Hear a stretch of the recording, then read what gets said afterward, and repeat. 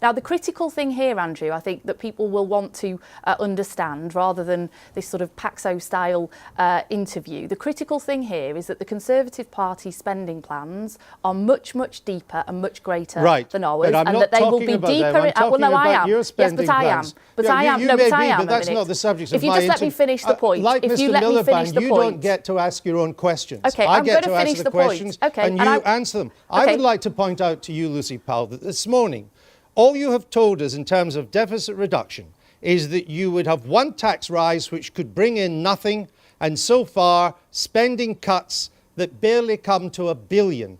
Add these two together, that is not a credible deficit reduction package. No, it isn't what I've said to you this morning, Andrew, because you aren't listening to what I'm saying. I've said to you there are 3 prongs to our strategy for deficit reduction, and I'll rehearse those again for you now if you like. That we will have fair tax rises for those with the broadest shoulders, including the reintroduction of the 50p tax rate. We will have sensible spending cuts across other departments, that those that I have set out and others that are still to come. And thirdly, and most critically, this is absolutely why the Tories have failed to reduce the deficit, we will get ordinary working families paying taxes in and not having to draw down on the welfare state, because we've seen a huge proliferation of people who are in work having to claim benefits. They are on insecure, 0 hours, low paid jobs that they How many people are on 0 hour contracts? How many people are in 0 hour contracts? Over 800,000. Well, it's 700,000 actually,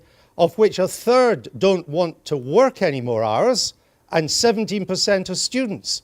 So how would getting them off 0 hour contracts result in an avalanche of new tax revenues? It's a critical issue. It's across the board. To the question? Yeah, I'm answering the question. If you just let me speak, Andrew, this is really annoying. You've had plenty of time to speak. Yeah, I'm now actually going to speak. You know, in the real world, Andrew, where I live, okay, unlike where you live and many other people in the media. You have no idea where I live. Just answer the question. In the real world where I live, I meet constituents the entire time. I know family and friends the entire time who are on 0 hours contracts or insecure short-term contracts. There are many other contracts outside 0 hours that are insecure, low pay and are short-term, who go from job to job without any security. They are having to have their wages topped up by the state.